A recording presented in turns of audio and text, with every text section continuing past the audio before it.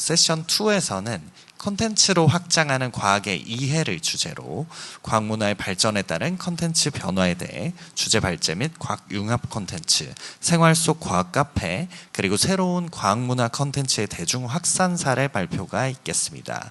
먼저 콘텐츠로 확장하는 과학의 이해 주제 발제는 과학문화의 발전에 따른 콘텐츠의 변화를 주제로 과학문화 민간협의회 이사이자 사이콘의 대표이신 이근영 이사님의 말씀을 전해 듣겠습니다. 그럼 이근영 이사님을 큰 박수로 맞이해 주시기 바랍니다. 네, 반갑습니다. 이근영입니다. 주제가 굉장히 거창합니다. 과학문화 발전에 따른 콘텐츠의 변화를 제가 다 설명을 드릴 수 있을지 모르겠습니다. 저는 오늘 두 얼굴로 이 자리에 왔습니다. 과학문화 민간협의회라는 단체의 이사이자 과학문화 콘텐츠를 5년째 망하지 않고 잘 끌고 가고 있는 사이콘이라는 과학문화 콘텐츠 전문기획사의 대표로 왔습니다. 먼저 과학문화 민간협의회라는 얼굴로 설명을 잠깐 드리려고 합니다. 과학문화 민간협의회를 설명하기에 이만한 영상이 없어서 많이들 보셨을 텐데 한 번 더 리마인드를 하려고 합니다. 과학문화 민간협의회는 지금 법인화된 지는 결국 1년 정도 됐고요. 많은 분들이 과학문화에 따른 기여를 하기 위해서 함께 시작을 해주셨습니다. 느슨한 연대로 빠른 변화를 이끌고자 하는데 볼륨 조금 높여주시겠어요? 이런 많은 단체들이 함께하고 있습니다. 우리는 과학이 문화가 되는 것에 대해서 공감을 했고 기여하고자 또 민간 주도로 뭔가 활동을 하고자 시작을 했습니다. 사실은 시작했지만 다들 자기들이 바빠서 저한테 떠넘겨놓고 다른 일들을 하고 계시긴 하는데요. 그럼에도 이들이 함께 주도하고 뭉쳐있다는 것 자체가 굉장한 의미이고요. 다양한 활동들도 하나하나 시작을 하고 있습니다. 과학문화 활동의 자발적인 주도적인 민간의 활동이 어떻게 운영이 될 거고 이들과 함께 우리가 무엇을 했는지에 대한 활동을 잠시 소개해드리도록 하겠습니다. 저희 단체에 참여하고 있는 분들은 이렇게 많은 분들이거든요. 한 30개 이상의 단체가 되고 전문 커뮤니케이터들도 많이 오고 과학문화 전문 인력 양성 과정을 거치신 분들도 참여하고 싶다는 의사를 주고 계십니다. 이렇게 해서 저희 과학문화 민간협의회는 많은 활동을 하기 위해서 이제 갓 시작한 단체라는 말씀을 드립니다. 저희 활동을 보면 가장 시그니처 이미지로서는 이 더 얼스라는 대한민국 과학축제 2022년에 참여했던 전시 기획 물을 공유할 수 있을 것 같습니다. 많은 분들, 과학자부터 어린아이가 할 것 없이 이 이미지를 항상 공유하면서 얼스에 가서 이걸 보고 왔다는 게 회자되고 있었거든요. 결과적으로 컨텐츠의 변화와 확산이 무엇인가라는 말을 드리기 위해서 이 슬라이드를 먼저 시작을 했는데요. 끝에서 조금 더 설명을 드리도록 하겠습니다. 그렇습니다. 대한민국 과학축제를 주도하고 있는 과학문화 민간협의회는 민간 주도의 다양한 활동들을 끌기 위해서 활동을 하고 있습니다. 다만 이 활동들을 민간이 주도해서 기획하고 운영하는 데 있어서는 여러 가지 단계와 한계가 있었는데요. 창의재단과 과기부의 주도적인 지원과 협조 아래 민간들이 할 수 있는 발판이 완성이 되었고요. 이들이 굉장히 자율성이 목마른 사람들이라서 인정해 주시고 기회를 주셨기 때문에 활동들을 끌고 갈 수 있었습니다. 허준희 교수가 되게 히트를 쳤던 2020년의 사진을 보고 보실 수 있고요. 다만 이렇게 했더니 너무 규모와 내용이 커서 민간 단체가 큰 10억 이상의 축제를 주도하기에는 한계가 좀 있더라고요. 그래서 2023년에는 대전시와 함께 운영되면서 특화 프로그램의 융합 콘서트라는 프로그램 하나를 저희가 맡아서 축제 기간 내내 그 콘서트장이 마르지 않도록 활동을 했습니다. 기본적으로 과학문화 행사에 따른 여러 가지에 대한 강연, 스타 과학자들의 강연이 있었고요. 이 강연과 함께 저희가 이번에 함께 히트를 쳤던 작품은 이겁니다. 페임랩 코리아라는 비슷한 것처럼 페임랩이라는 랩으로 이제 시도를 했던 내용들이고요. 전체적인 스케치를 함께 공유하는 이유는 이것들이 활동에 전혀 참여했던 민간이 어떻게 접근해서 새로운 것들을 접근을 했는지에 대한 설명을 드리려고 하는 거고요. 앞단의 스케치 영상이고요. 과학을 소재로 랩으로 배틀을 시작했고 랩 배틀에 참여하는 과학자들은 대부분 카이스트, 유니스트, 비슷한 과학기술 특성화대학의 학생들이 많았습니다. 이들은 과학을 소재로 되게 즐겼고요. 축제와 같이 유의를 즐겼고 과학 커뮤니케이터들이 이들의 멘토 역할을 하면서 함께 이 행사를 진행했습니다. 행사장 자체에 많은 분들이 함께 모여서서 박수를 치고 즐기셨고요. 랩을 통해서 과학을 소재로 전하는 과정에 있어서 이 인사이트와 과학이 지식으로서가 아닌 재미와 즐길거리로서 전하는 거에 대한 여러 가지 반응들이 있습니다. 시간 관계에서 여기서 좀 줄일까요? 예. 이렇게 해서 페임넷 코리아 같은 여러 가지 활동들을 민간이 주도해서 활동을 할 수 있는 기반은 결과적으로 민간의 자율성을 주셨기 때문이거든요. 저는 이참에 과학이부와 창의재단에 굉장히 감사 인사를 드리겠습니다. 사실 공공과 민간이 협업을 하는 과정에 자율성을 민간에 주시기는 굉장히 쉽지 않은데 주셨습니다. 그래서 주도적으로 할 수 있었고요. 그 내용에 차별화가 조금 있었다고 생각이 듭니다. 과학문화 민간협의회 활동과 더불어 과학문화라는 거의 개념을 저희가 한 번 더 짚고 넘어가려고 합니다. 우리가 과학문화를 하기 시작하면 결과적으로 이 사진을 굉장히 많이 모두 다 알고 계실 텐데요. 200년 전에 영국 왕립연구소에서의 크리스마스 과학강연이 결과적으로 과학문화의 시작이라고 생각을 하고 이 시작을 기반으로 저희는 이제서 막 따라가려고 하고 있습니다. 다만 과학문화의 여러 가지 요소나 콘텐츠의 범위를 저희가 충분히 알고 있습니다. 대중의 관심을 이끌고 즐거움을 끌어들여야 되고 지식도 전해야 되고 서로 소통도 해야 되고 산업적으로 개발해서 저희 같은 사람들이 먹고 살 수 있는 기반도 마련해 줘야 되는데 결과적으로 콘텐츠라는 형식의 프로그램과 플랫폼, 공간 이런 것들을 가지고 저희가 대중들에게 나아갑니다. 대중들에게 나아갈 때는 그들의 니즈와 그들의 타겟에 맞게끔 전해야 과학문화의 콘텐츠로서의 가치와 그 파급력이 더 높아질 거라고 생각이 듭니다.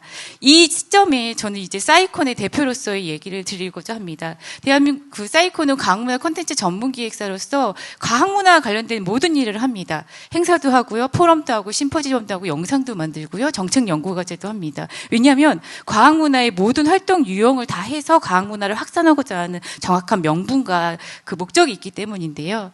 과학문화 산업의 과학활동의 유형 흐름을 저희가 창의재단과 함께 정책연구로 수행을 해봤습니다. 아까 제초에 정용환 박사님께서 말씀하셨다시피 과학소통을 활동을 위한 과학자들이 사회로 나오는 사회 현상에 있어서의 형식은 대부분 강연과 방송 미디어 형식입니다. 이 형식을 가지고 여러 가지에 대한 활동 유형의 제반 요건이나 저해 요건이 무엇인지 우리가 분석했을 때 3년 전에 했던 연구 과제지만 이게 얼마나 개선이 되었는지는 한 번 더 돌아봐야 될 것 같은데요. 이런 형식에 있어서 콘텐츠의 대중화는 조금 더 성공을 했다고 생각합니다. 과학자들이 소통하고 대중과 협력하는 과학자 소통 포럼을 기획해서 운영했는데 반응이 굉장히 좋았고요. 정윤 박사님께서 추진위원장으로 계신 세계과학문화 포럼 사이콘이 운영을 했는데요. 예술과 융합한 컨텐츠를 삽입해서 과학이 지식이 아닌 문화와 예술, 즐거움거리로 유의로서 접근할 수 있는 기획을 했습니다. 이걸 좀 강조하자면 이 과학예술 융합을 위한 여러 가지의 활동들을 그전에 연구과제로 지역에 기반한 연구과제를 수행해서 과학자, 예술가들이 이 퍼포먼스를 기획을 했습니다. 사이콘이 주행한 사업인데요. 수행한 그 결과를 가지고 과학 테마 주제를 가지고 미디어 아트, 퍼포먼스 팀, 공연팀, 그다음에 음악팀, 그 스토리텔링 팀 이렇게 6개의 기관이 모여서 함께 공연 하나를 만들었고 이 공연의 결과는 계속적으로 과학축제나 행사에 있어서 회자되고 있습니다. 이들과 함께 융합하는 과정의 문제에 있어서는 함께 융합할 수 있는 거리와 그 기회가 제공이 되어야 되는데 니즈와 만족도, 인식도는 굉장히 높지만 할 수 있는 매칭할 수 있는 기회가 적다는 아이디어가 제안이 있었습니다. 그래서 그 공동과제 연구 수행 등 함께 과학과 예술을 융합할 수 있는 퍼포먼스를 기획하거나 프로그램을 기획할 수 있는 고민들을 같이 하자는 그런 얘기들의 결과가 데이터로 남아 있습니다. 과학 문화에 대한 이야기를 잠시 드렸는데요. 그럼 과학 컨텐츠, 사이언스 컨텐츠는 어떤 흐름을 가져야 될까에 대한 얘기를 현장에 입각한 입장에서의 짧게라도 전달을 드리고자 합니다. 너무 많아졌습니다. 과학 유튜버가 이렇게 많아질 거라고 생각을 못했고 과학 유튜버의 순위가 이렇게 뒤바뀔 거라는 생각도 못했습니다. 결국엔 저희는 과학 활동의 유형이 과학 강연, 과학 컨텐츠, 유튜버 컨텐츠로서의 비중이 굉장히 많이 저변이 확대됐고 자고 일어나면 하나씩 과학 유튜버가 생깁니다. 또한 스타 과학자를 양성하자는 말씀을 아까 하셨는데요. 스타 과학자를 너무 많습니다. 이들이 과학자니 하고 물으면 요새 어떻게 대답하시는지 아닐까요? 이들은 과학자가 아니라 연예인입니다라고 표현을 합니다. 이분들 다 저희랑 되게 친근하고 친했던 분들인데 이젠 TV에서만 볼 수 있는 굉장한 스타 과학자가 되어 있습니다. 요 옆에 김태훈 씨 사진을 제가 꼭 넣고 싶으니 활동하셔서 꼭 요 옆에서 스타 과학자를 양성하실 것을 응원합니다. 예, 이렇게 여러 가지의 과학 강연, 과학 컨텐츠, 과학 유튜브, 과학 스타 과학자. 예, 근데 이쯤에서 우리는 조금 더 한 단계 업그레이드 된 컨텐츠의 개발을 고민해야 됩니다. 왜냐면 이게 이제 너무 많아졌거든요. 그럼 어떻게 차별할까에 대한 고민은 결정적으로 우리가 지금까지 해왔던 방식에서 조금 더 바꿔서 새로운 것을 개선하려는 여러 가지의 아이디어와 접근이 필요하다는 건데요. 그래서 제가 정부 출연 기관 중에서 가장 잘 이 트렌드와 이 컨텐츠의 개념을 잘 설명했던 한 기관의 홍보 영상을 잠깐 공유하고자 합니다. 제가 하도 공유를 많이 하고 다녀서 이 기관에서 저한테 밥을 사주신다고 해서 다음 주쯤에 먹을 위험한 거 아니야? 예정입니다. 이렇게 막 오해를 해. 이 옷, 이 휴대폰, 안경, 아플 때 먹는 이 약, 이게 다 화학이거든. 우리가 화학 없이 살 수 있을까?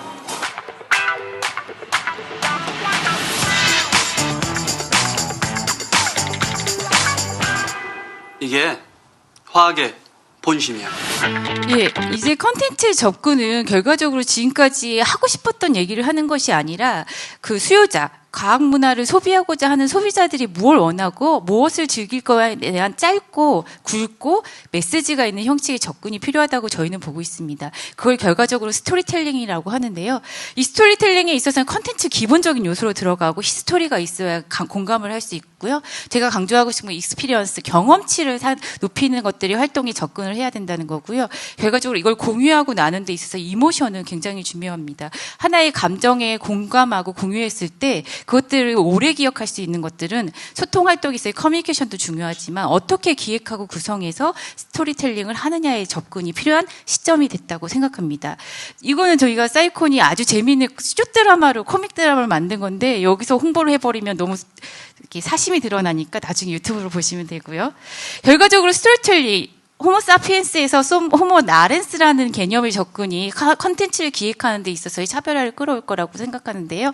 이야기하는 인간에 있어서 그동안 과학자들이나 과학 전달자들은 그냥 자기가 하고 있는 전공에 대한 이야기를 했습니다. 지식에 대한 얘기를 했고요. 그렇지만 이건 정말 세상에서 나쁜 사람이에요. 왜냐하면 그들 이야기고 내 얘기가 아니잖아요. 그리고 또한 자기 이야기만 하는 사람 너무 싫잖아요. 우리가 듣고 싶은 이야기를 해줘야 된단 말이죠. 이런 것들이 구성과 기획 전체적으로 스토리텔링과 기획이라는 접근이 필요합니다. 세상이 뒤집혔는데 이들 때문에 요새 참 하도 되는 내용이 많습니다. 소통에 대한 얘기인데요. 과학 콘텐츠가 많아지고 과학 강연의 기회가 많아지고 문화 프로그램이 확산된다면 결과적으로 이게 정말 팩트가 맞는가라는 체크에 대한 얘기를 고민을 할 수 있는데 정확하지도 않은 걸 확연하거나 강요하고 기만하거나 가장하고 또한 극화하거나 숨기려나 하는 여러 가지 예세를 누가 팩트 체크해서 검증할 것인가에 대한 고민입니다. 고공력자들의 활용과도 연계가 되는데요. 결과적으로 이걸 체크할 수 있는 과학 전문가들이 프로세스의 얼라이언스 개념이든 어떤 개념으로도 함께해서 이렇게 많이 만들어지는 컨텐츠의 접근을 누군가 잡아낼 수 있는 체크단이 생겨야 되지 않을까라는 고민을 하고 있습니다. 결과적으로 차별화는 기획적인 접근을 통해서 이루어집니다. 다만 세상이 너무 좋아져서 챗GPT나 바다한테 물어보면 기획 구성에 대한 얘기들을 많이 오픈해 줍니다. 하지만 이런 것들을 구성하는 데 있어서는 과학 문화를 구체적으로 소비하고 있는 컨텐츠를 소비하는 소비자가 누구인가, MZ세대 니즈는 무엇인가라는 접근이 필요한데요. 여기서 저희가 아르테미지엄에서 제가 요 승차권, 탑승권을 발급했던 이야기들을 항상 공유를 하고 다닙니다. 이 경험은 아이들한테나 소비자들한테 굉장한 중요한 이슈를 줍니다. 게임을 좋아하는 아이들한테 과학문화의 컨텐츠가 게임으로의 확산의 기회가 필요하다는 것도 저희가 얘기를 하고 있습니다. 결과적으로 과학문화가 확산되고 많은 소비자들이 확산된과 동시에 우리는 메시지와 공감을 자극하면서 경험치를 살려줄 수 있는 규모의 시그니처 프로그램에 집중을 해야 된다고 생각합니다. 7억 이상의 과학축제 비용이 전시 기간 홍보를 위해서 쓰여지는 거에 비중을 좀 덜어서 뭔가 공감과 컨텐츠로 아까 처음에 제가 말씀드렸던 얼음빙, 더 얼스라는 주제로 시그니처 프로그램을 제일 표현하기 쉬웠던 그런 조형물의 예술융합의 형식의 접근 이런 사례들을 고민하면서 함께 우리가 이제는 강연과 대중을 위한 유튜브 유튜브에서 좀 벗어나서 좀 규모화되고 큰 전시사례에 의한 공감과 스토리텔링을 할 수 있는 접근이 필요하다고 생각합니다.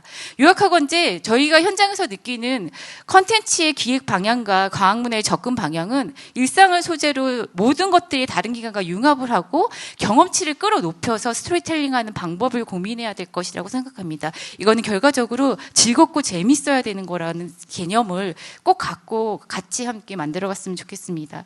예, 저는 이 일이 굉장히 즐겁고요. 이 세상에 굉장히 도움이 된다고 생각합니다. 그래서 여러분들도 이 과학문화란 전문 기획적인 일에 또 과학문화를 활성화하는 데 일에 민간이든 공공이든 뭔가 좀 소홀히 있지 않고 적극적으로 한다면 저희도 200년을 앞서간 선진 과학문화의 기관보다도 훨씬 더 새로운 것들을 만들 수 있는 적극적인 플레이어가 되지 않을까 기대해 봅니다. 예, 경청해 주셔서 감사합니다. 네, 이근영 이사님 감사합니다. 두 얼굴의 모습으로 민간 영역에서 정말 활발한 과학문화 활동을 하고 계신 바와 컨텐츠에 대한 인사이트까지 잘 들었습니다.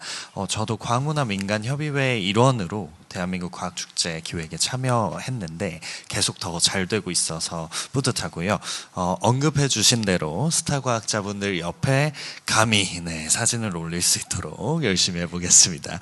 그럼 이어서 융합 콘텐츠로 전하는 과학 이야기를 주제로 주식회사 위플라넷 이태호 실장님께서 발표해 주시겠습니다. 큰 박수로 맞이해 주시기 바랍니다.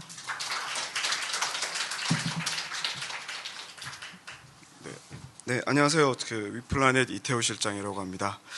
앞에서 해주신 분들 말씀 굉장히 잘 들었고요. 저희 회사 같은 경우는 그렇게 거대하게 담론적인 얘기보다는 실제로 사업을 하고 있고 사업하면서 우리가 어떻게 방향성을 가지고 이런 융합 컨텐츠를 개발할 것인가 하는 얘기들을 좀 주로 말씀을 드릴 거고, 그러면은 어떤 융합 컨텐츠가 과연 앞으로 시장에서 먹힐 것인가라고 하는 고민들을 하는 저희 회사의 고민들을 좀 들려드리는 그런 시간으로 가지겠습니다. 저희 위플라넷이라고 하는 회사는 20년 지금 과학 IP를 개발하고 공간 디자인을 같이 함께 하고 있는 회사인데요. 저는 개인적으로는 한 20년 정도 설계 일을 쭉 해왔습니다. 앞에 10년 정도는 과학관이나 전시관, 박물관들을 좀 설계를 해왔고요.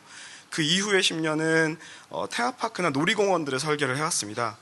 앞단이 다분히 공급자 위주의 그런 공간들을 설계를 해왔다라고 하면은 그 뒷단은 다분히 사용자 위주의, 사용자들이 즐겁게 놀 수 있는 그런 공간들의 설계들을 쭉 해왔습니다. 이런 경험을 바탕으로 과학 교육이라는 부분하고 엔터테인먼트라고 하는 부분이 같이 어떻게 섞여서 융합 콘텐츠로 개발될 수 있을지 그런 고민들을 좀 하고 있습니다. 과학 IP라고 하는 것을 선택한 이유는 사실 융합 콘텐츠로 발전시키기 굉장히 좋은 분야라고 생각을 했습니다. 과학이라고 하는 게 누구나 즐길 수 있는 콘텐츠임에도 불구하고 사실 아직까지는 과학은 공부가 아닐까, 학습이 아닐까라고 하는 이런 대전제를 사람들이 좀 가지고 있습니다. 근데 실질적으로 이 과학 분야가 일부 전문가들이나 저도 스스로도 과학자가 아니지만 일반인이라고 보지만 관련 분야의 사람들만 좀 즐기거나 아니면 공급하고 있는 그런 문화라고 좀 생각을 많이 했습니다. 근데 조금만 달리 보면은 우리 생활하고도 굉장히 밀접하게 관련되어 있고, 특히나 기후 아니면 환경, 우주개발 이런 인공지능 이런 것들 요즘에 가장 이슈가 많이 되는 이런 내용들이 우리 생활에 굉장히 밀접하게 다가와 있고, 그런 이야기들은 충분히 일반인에게도 소비될 가능성이 많다라고 저는 좀 생각을 하고 있습니다. 그런 부분들을 저희는 공간이라고 하는 매개를 활용해 가지고 사람들에게 전달하는 형식을 좀 고민을 하고 있습니다. 그래서 공급자가 주로 사용자에게 전달하는 방식이 아닌 이 공간에 실제로 사람들이 와서 사용자들이 컨텐츠를 즐기는 그런 방식들을 좀 많이 고민을 하고 있고요. 겉에서 바라보는 이런 겉에서는 그냥 사람들이 전시를 그냥 훑어 지나가게 이렇게 본다라는 그런 방식이 아니라 직접 공간 속으로 들어가서 컨텐츠를 체험하고 관람자가 그 컨텐츠의 일부가 돼서 그 시간을 소비할 수 있는 공간을 만들려고 노력을 하고 있습니다. 저희가 요즘 많이 고민하는 과학 컨텐츠들을 좀 다양한 방식으로 매체에서 접근할 수 있는데요. 예를 들어 과학 컨텐츠가 영상과 그래픽이랑 만나가지고 유튜브상의 미디어 플랫폼 컨텐츠로 뭐 활용되기도 하고, 그다음에 VR이나 증강현실, AR 이런 부분들과 합쳐지기도 하고, 예술 혹은 뭐 소설, 만화 뭐 이런 것들과도 합쳐져서 굉장히 오늘날 대중 친화적인 모습들을 많이 보이고 있는데요. 공간에서도 그런 대중 친화적인 모습들을 많이 보이고 있습니다. 예를 들어 공연이나 그 과학 실험 같은 쇼나 아니면은 기획 전시 같은 곳, 그다음에 과학관이나 그 전시관에서도 사람들이 직접 와서 과학을 체험하고 즐길 수 있는 그런 많은 대표적인 사례들이 좀 있는데요. 저희는 그 중에서도 이 대표적인 사례들이 아직까지는 좀 공급자 중심이라고 좀 고민을 하고 있고, 어떻게 하면 이 컨텐츠들을 사용자들이 좀 더 몰입해서 즐길 수 있을 환경일지 많이 고민을 하고 있습니다. 그래서 제가 그동안 일해오는 동안 가장 몰입도가 높았던 어떤 몰입형 컨텐츠를 한 4가지 정도 소개를 좀 해드리겠습니다. 지금 보시는 건 시크릿 시네마라고 하는 체험 컨텐츠인데요.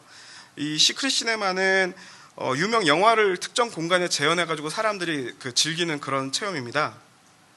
잠깐 영상을 짧게 보시면은요. 영화 속 장면이나 캐릭터, 소품 등을 뭐 현실로 그대로 특정 공간에 그대로 옮겨놓습니다. 그리고 여기에 참여하는 사람들은 그 영화 속에 나오는 사람들의 코스튬이나 이런 것들을 직접 하고 그 공간에 들어가서 그 컨텐츠를 즐기는 그런 체험을 하게 되는 것입니다.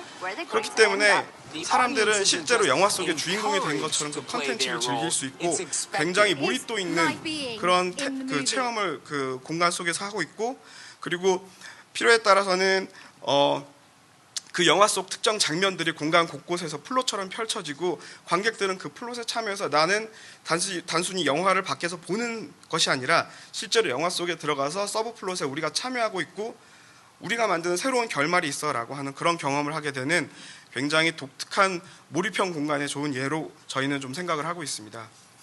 또 다른 예를 말씀드리면은 슬림 노모라고 하는 연극 기반의 공연 그 컨텐츠입니다. 이것도 사용자들이 직접적으로 공간에 들어가서 체험하는 그런 형태의 컨텐츠입니다. 보시면 아까 방금 보신 그 마스크를 사용자들은 쓰고 들어갑니다. 그래서 공간 전체에 들어가서 건물 전체가 공연장이고요. 이게 무대를 바라보는 게 아니라 그 건물의 곳곳에서 연기자들이 연기를 하는 그런 연기 활동을 펼칩니다. 그리고 사용자들은 자기가 보고 싶은 배우나 아니면 보고 싶은 플롯을 따라가면서 스스로 이야기를 만들어내고, 그 공연자들이 공간 곳곳에서 연기하는 장면들을 보면서 나름대로 이야기를 만들어내는 그런 체험을 하는 독특한 체험의 연극 방식의 그 공간입니다. 그래서 보시면 아시겠지만 좀 마스크 쓰고 있는 사람들이 대부분 그 관람객입니다. 관람객이고, 마스크를 쓰지 않은 배우들이 공간 곳곳에서 자기들의 연기를 펼치고 있고, 그 연기를 따라서 그 공연을 보면서 그 공간 전체에 몰입을 하는 그런 몰입형 컨텐츠로 좋은 예라고 저희는 생각을 좀 하고 있습니다. 또 다른 몰입형 컨텐츠의 예는 요새 많이 사용하고 있는 미디어 체험 형태의 공간들이 대표적인 몰입형 컨텐츠라고 할 수 있습니다. 심지어 이 컨텐츠 자체는 시장성도 굉장히 좋습니다. 시장성도 굉장히 좋아서 사업성이 좋기 때문에 현재에도 많은 회사들, 특히나 뭐 많이들 아시겠지만 일본의 팀랩이나 아니면 모멘트 팩토리, 국내에서도 디스트리트나 단밀, 이지위드 같은 쟁쟁한 회사들이 이 컨텐츠 시장에 참여해서 사용자들을 보다 이야기에 몰입시킬 수 있는 방법들을 굉장히 많이 구현을 하고 고민을 하고 있습니다. 그리고 이 공간에 들어간 사람들은 이때까지 단순히 영화나 소설이나 이런 데서 보여지는 컨텐츠가 아니라 직접 그 이야기 속에서 들어가서 주인공들이 되는 경험들을 이곳에서 하고 있는 그런 몰입형 이머시브 체험이라고 저희는 보고 있습니다. 이 공간들 외에도 마지막으로 저희가 좀 소개시켜드리고 싶은 그 몰입형 체험은 escape room이라고 하는, 우리가 방탈출이라고 부르는 보통 체험입니다. 이 체험은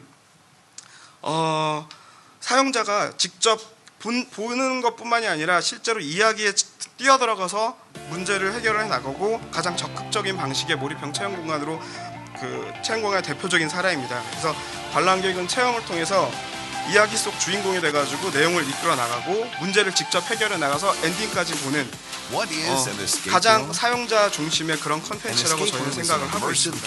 이런 다양한 매체들과 과학 이야기가 어떻게 결합되는가에 결합될 수 있는지에 대해서 저희는 많이 고민을 하고 있고요.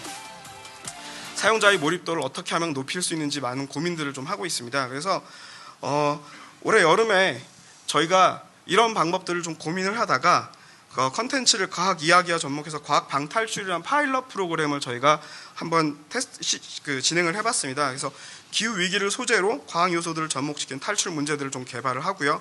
방탈출 체험 공간을 구현해서 우리가 만든 과학 이야기랑 이런 융합 컨텐츠들이 얼마나 사람들한테 다가갈 수 있는지, 얼마나 소구력이 있는지 이런 것들을 좀 테스트를 해봤습니다. 그래서 여기에 과학에 관심이 없으신 분들부터 시작해서 과학이나 전문가들까지 여기 많이 방문을 해주셨고, 과학 이야기를 이렇게 즐길 수 있구나라고 하는 형태로 많은 피드백을 주시고 긍정적인 반응들을 많이 보여주셨습니다. 그래서 저희는 이 컨텐츠들을 앞으로 계속 좀 실험을 해 나갈 생각을 가지고 있고요. 그래서 저희는 그 과학 이야기라고 하는 게 공간에 어떻게 사람들을 끌어들이고 사람들이 융합 컨텐츠로서 즐길 수 있는지 폭넓게 보다 다양한 방면으로 좀 이런 다양한 방식들, 다양한 매체들을 좀 활용을 할 예정이고요. 첫 번째 시도는 방탈출이랑 과학 이야기가 만났지만 두 번째는 미디어와 과학 이야기가 또 만나는 실험들, 그리고 아까 말씀드렸던 공연이랑 이런 것들이 만나는 실험들을 통해서 보다 사용자 중심의 그런 컨텐츠들을 계속 개발해 나가고자 합니다. 지금까지 경청해 주셔서 감사합니다. 네, 이태호 실장님 감사합니다. 여러 과학 융합 컨텐츠들 중에 기후위기를 주제로 방탈출 컨텐츠를 개발 운영하신 사례의 경우에는 기회가 된다면 보다 많은 분들이 체험을 통해서 기후에 대해 관심을 가지시는 계기가 되었으면 좋겠습니다.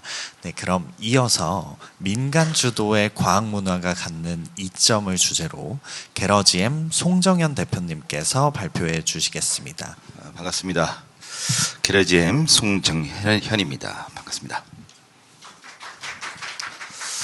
일단 제 소개를 좀 드리자면 저는 현재 창업 전문가로 활동을 하고 있고 현업에서는 한 20년 가까이 기술 창업 컨설팅을 하고 있는데 왜 이런 사람이 과학 문화에 뛰어들었는지 간단하게 좀 말씀을 좀 드리고 하도록 하겠습니다. 제가 나이 30쯤에 세계 일주를 했었었는데 그때 지구 밖에 관심이 생기더라고요. 그래서 세계 일주 하고 난 다음부터는 과학에 관심이 생겨서 그때부터 이제 과학 탐험을 하기 시작합니다. 그래서 문경수 탐험대장하고 함께 이제 소우주를 가서 이제 우주 생물학 탐사도 하고 고비 사막에 가서 공룡도 발굴하고 뭐 그러고 왔는데 이제 과학의 어떤 문화 그리고 과학 기술에 대한 그런 것들이 너무 어렵다 보니까 대중들에게 어떻게 좀 접근하면 좋을까 싶어서 저희가 이제 이런 재미난 과학 카페를 이제 만들게 됐습니다. 그래서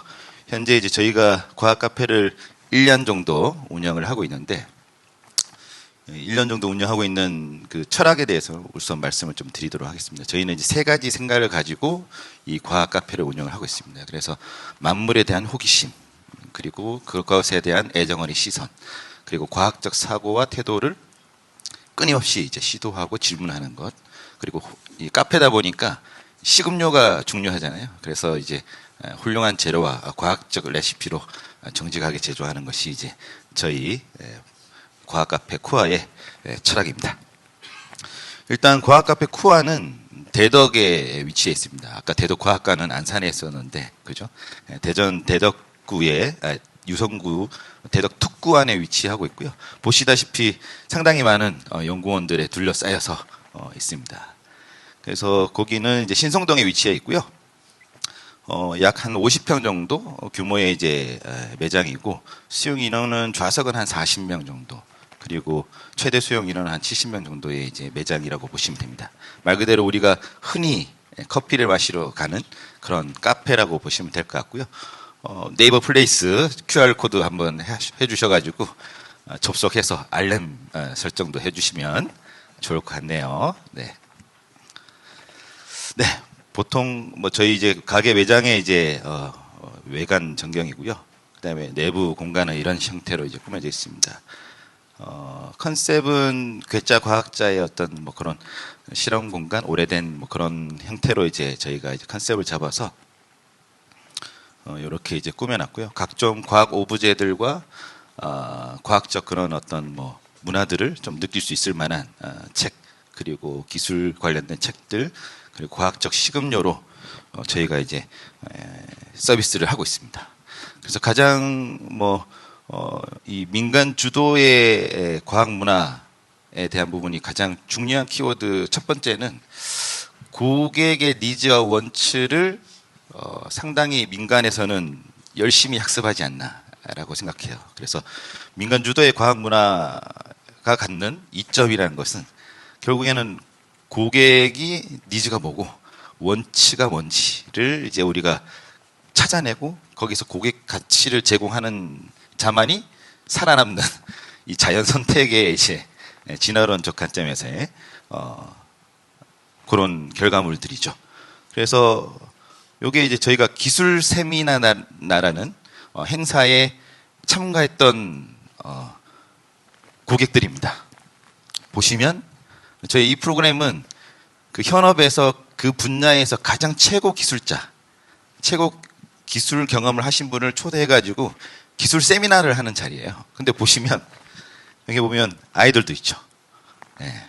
그리고 노년의 은퇴 과학자들도 있고 상당히 다양한 계층의 분들이 오셔서 굉장히 심도 있는 기술에 대해서 논의를 합니다. 참고로 이 앞쪽에서 서 있는 분은 미국에서 항공대 교수님이신데 한국계 교수님이시죠.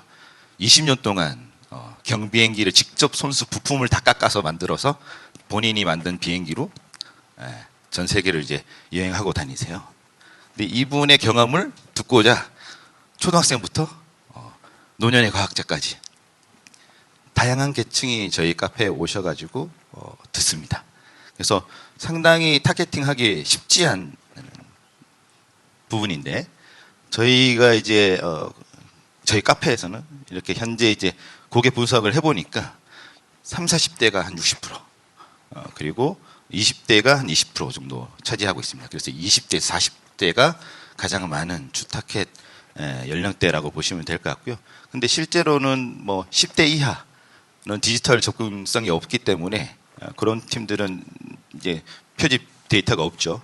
하지만 10% 이상 참여하고 있고, 그 다음에 10대에서도 상당히 많은 부분을 또 참여하고 있습니다. 그리고 50대에서도 지금 아마 20대에서 40대가 80% 이렇게 돼 있지만 이 디지털 접근성이 뛰어나기 때문에 오히려 한 60에서 한 70 사이 정도로 좀 낮아지고 다른 연령대의 항목대가 좀 더 높아지지 않을까 싶어요. 그리고 직업군도 저희가 조사를 해봤더니 과기인들이 많이 계십니다. 가장 많은 연령대가 있었고, 그 다음에 전문직, 그리고 창업가, 뭐 프리랜서, 예체능, 굉장히 다양한 분야에 종사하시는 분들이 저희 과학 카페에 오셨습니다. 그리고 저희 카페를 인지하고 있는 정보 취득 경로 어떻게 알고 오느냐를 이제 조사를 좀 해봤더니요, 지인 소개가 가장 많았습니다. 이 디지털 사회에서도 지인 소개가 가장 신뢰성 있고 가장 확실한 부분이라는 것 깨닫게 됐고요. 그 다음에 또 최근에 또 인스타그램 또 이제 효과가 높았던 걸로 이제 판단이 됐습니다. 그리고 주요 판매군은 이제 과학적 식음료를 이제 판매를 하고 있는데 그 부분이 거의 대부분의 이제 주요 매출의 약 뭐 한 70% 가까이가 이렇게 나왔고요. 나머지는 도서도 있고 뭐 키트도 있고 뭐 관련된 대관 행사들도 있습니다. 그리고 식음료 관련해서 만족도는 91% 정도더라고요. 그리고 프로그램과 각종 과학 기술 관련된 행사들을 저희가 일주일에 약 2번씩 여는데 95% 정도의 만족도를 보였습니다. 그리고 매장 시공간에 대한 경험에서의 만족도도 95% 정도였습니다. 그리고 추천 메뉴가 뭐냐 그랬더니 오로라 에이드가 가장 많은 숫자의 추천 메뉴를 받더라고요. 조금 이따가 소개를 드리겠지만 색변화가 있어서 아마 시각적인 그런 호기심을 불러일으키는 뭐 그런 메뉴라서 아마 많은 부분들을 추천해 주시지 않았나 싶고요. 그리고 저희가 7점 리커드 척도로 이제 만족도를 이제 조사를 했었는데 보시는 것처럼 약 한 1100, 1200 정도의 모수를 저희가 조사를 했는데 보시는 것처럼 7점 만점을 상당히 많이 주셨습니다. 두 번째 키워드는 다양성인 것 같아요. 다양한 관점과 경험, 자원, 네트워크를 통해서 창출되는 이런 접근 방식과 다르고 그러다 보니까 결과물도 다르게 되는 거죠. 그래서 과학 책방, 과학 카페 기능을 하는 곳들을 이렇게 쭉 봤더니 전국에 한 6군데가 있더라고요. 근데 저희가 카페 성격이 가장 강한 곳입니다. 저희는 책방은 부가 기능이거든요. 그래서 보시는 것처럼 뭐 체험형 직접 에스프레소를 내려서 압력을 가해가지고 체감형으로 이렇게 내려 드실 수 있는 것도 있고, 그 다음에 오로라에도 보시는 것처럼 이렇게 특정 용액을 부으면 색 변화가 바로 화학 작용에 인해서 여기 안토시아닌 성분 때문에 산성을 만나면 색상이 붉게 변합니다. 그리고 단층의 차가운 맛 같은 경우도 아이스크림을 이렇게 잘라서 단층을 이렇게 실제 다양한 단층을 잘라서 드리거든요. 그러면 그걸 또 맞춰서 드시는 또 재미도 있고요. 저기 보시면 뭐가 화강암인지 초콜릿인지 모르겠죠? 접시 위에 있는 게 초콜릿입니다. 그리고 라바 케이크, 화산 폭발의 순간을 이런 식으로 저희가 연출을 했고요. 이렇게 다양한 커피 한 잔 마셔도 스털링 엔진을 얹혀서 열 에너지가 운동 에너지로 바뀌는 모습들을 확인할 수가 있습니다. 그리고 마지막 세 번째로는 가속도인 것 같습니다. 가장 중요한 부분인 것 같은데요. 민간에서의 속도를 가장 관에서는 따라하기 힘든 부분인 것 같고, 또 민간이 생존 여러 가지 효율성을 위해서 가장 이 속도가 가장 중요한 부분인 것 같아요. 저희가 보니까 10월 말까지 저희가 집계해 놓은 자료인데 약 2만 명 정도의 사람들이 저희 매장에 오셨고 104번의 행사가 이루어졌습니다. 그래서 일주일에 2번, 3일에 1번꼴로 행사가 진행됐습니다. 그리고 만족도는 80점 이상으로 되어 있는데 90점 이상의 만족도로 펼쳐져 있고요. 관련돼서 이렇게 다양한 행사들이 펼쳐집니다. 그리고 저희가 이렇게 이제 할 수 있었던 거는 다양한 네트워크를 갖고 있는 협업 능력, 그리고 저희가 이제 초기에 기획할 때는 상당히 많은 시간과 공을 들여서 존재 이유, 그 다음에 우리의 사업적 목표, 그리고 전체 로드맵 전략에 대한 실체에 대한 부분들을 이제 설계하는 부분들은 굉장히 시간과 공을 많이 들였고요. 나머지 세부 프로그램들은 정말 뭐 전화 한 통화로 우리가 기획을 하고 빠르게 린하게 저희가 실행할 수 있었기 때문에 이런 부분들이 가능하지 않았나 싶고요. 그래서 민간 주도에서 가장 중요한 부분들은 가속도가 아닌가라고 생각됩니다. 그래서 이 가속도로 인해서 엄청난 파괴력을 성과를 낼 수 있는 부분들이 가장 중요한 요소인 것 같습니다. 그래서 이 세 가지를 말씀을 드리고 저는 내려가도록 하겠습니다. 고맙습니다. 네, 송정현 대표님 발표 감사합니다. 과학을 먹고 보고 듣고 즐기면서 경쾌한 흐름을 만들고 계신 바가 인상 깊었습니다. 그럼 이어서 과학문화 컨텐츠의 확장성을 주제로 한국미식관광협회 윤지영 부회장님께서 발표해 주시겠습니다. 큰 박수로 맞이해 주시기 바랍니다. 네, 제가 이번 세션의 마지막인 것 같습니다. 저는 미식관광협회 부회장을 맡고 있는 숙명여자대학교 문화관광외식학부의 윤지영 교수라고 합니다. 네, 제가 마지막인데 사실 제가 이 자리에서 제일 관련이 없으면 어떡하지? 이렇게 생각을 하고 왔거든요. 근데 마침 제 앞에 송 대표님께서 과학적 식음료에 대한 얘기를 해주셔서 제가 마음 편하게 진행을 하도록 하겠습니다. 자, 저희가 원하는 것은 왜 맛있을까요? 그래서 여기서는 과학을 어떻게 전달하지? 이런 데 목적을 두셨다면 사실 저희는 사람들이 맛있다고 얘기하는데 맛있다고 물으면 왜 맛있어요? 라고 물으면 아무도 대답을 못합니다. 단짠, 뭐 맵단짠 이런 얘기만 하고 건강에 좋아요 이런 얘기만 하시거든요.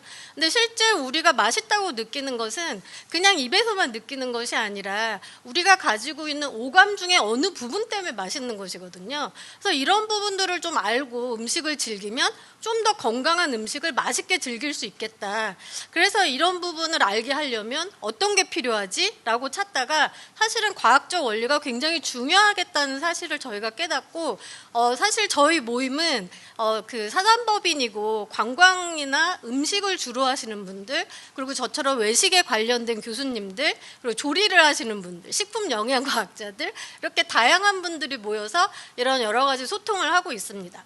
그래서 사실 문화라고 하는 것 중에 제일 맞닿아 있는 게 저는 식문화라고 생각을 하는데, 이 식문화가 어떻게 과학하고 이렇게 접점을 찾을 수 있는지 그런 부분에 대한 저희가 생각을 하고, 그리고 이런 게스트로피직스 스터디 그룹을 만들어서 저희가 한번 진행을 해 보았습니다.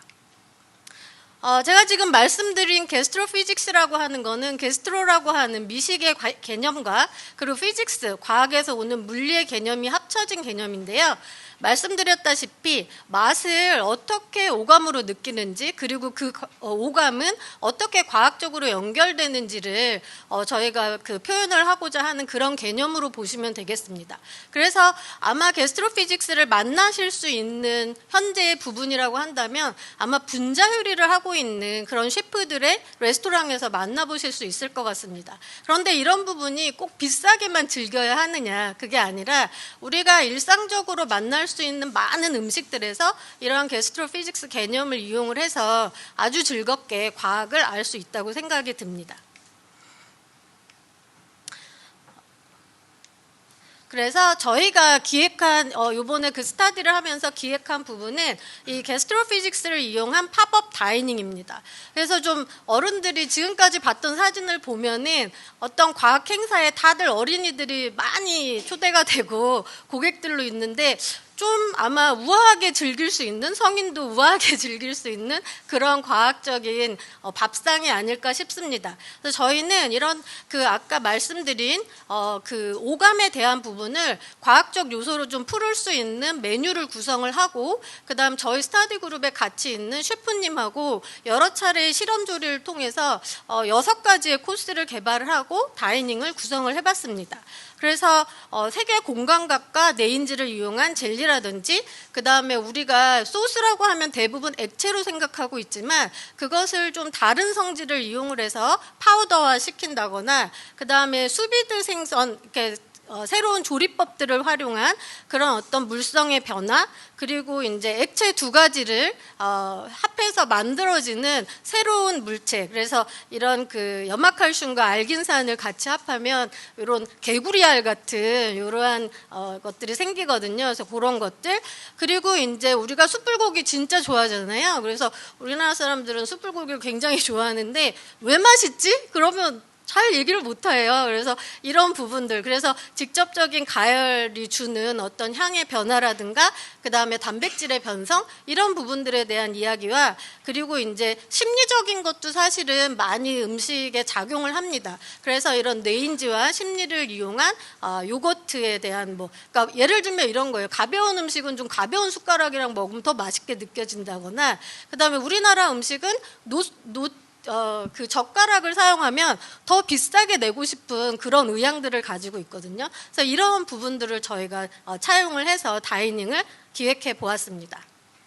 그래서 요거는 저희의 메뉴판입니다. 그래서 아마 기존 레스토랑에서는 보실 수 없는 이런 메뉴판들을 좀 보실 수 있었을, 다들 좀 보실 수 있었을 거고요. 다음으로는 잠깐 영상을 보도록 하겠습니다. 저희가 이렇게 실제 레스토랑에서 다이닝들을 기획을 하고, 아까 말씀드린 메뉴들을 이제 실험조리, 비교할 수 있는 것들이나 이런 부분들을 활용을 해서 실제 이제 음식을 차리고 여러분들을 초대해서 민간인과 전문가들이 의견을 나누고, 그 다음에 이제 음식을 먹어보는 이런, 그리고 셰프들하고의 얘기도 나누고요. 그래서 이런 행사를 진행한 것을 좀 보여드리고 있습니다.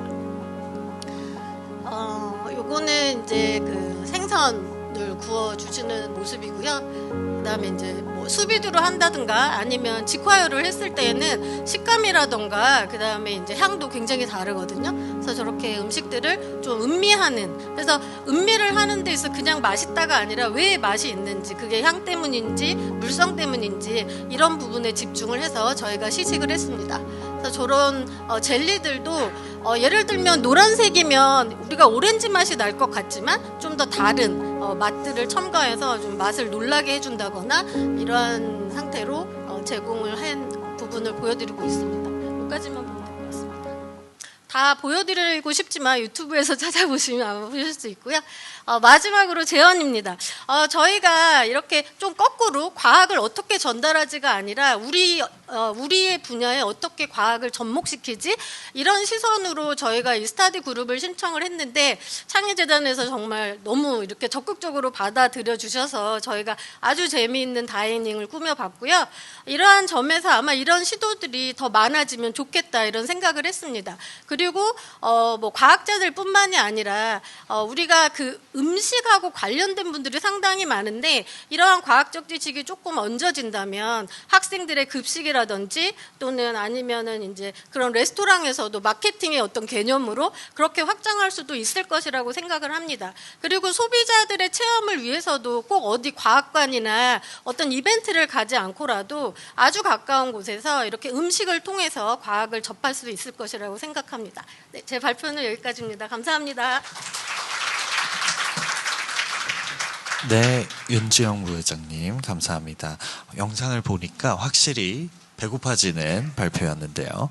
과학으로 풀어본 미식의 경험, 과학이 다양한 분야와 융합해서 대중들에게 다가갈 수 있었던 새로운 사례가 아닌가 생각됩니다. 앞으로의 활동도 기대하겠습니다. 발표해 주신 윤지영 부회장님께 다시 한번 감사드립니다. 네, 이로써 2023 과학문화 심포지엄 1부 주제 세션을 모두 마쳤습니다. 진심으로 인상적인 내용들이 정말 많았는데요. 오늘 이 자리에 참석해 주신 과학기술문화 관계자분들과 반들에게 다시 한번 깊은 감사의 말씀을 전하면서요. 과학문화 정책 방향 공유 및 과학기술과 사회의 소통 전략을 모색하고 공감대를 형성하는 자리가 되었기를 바랍니다.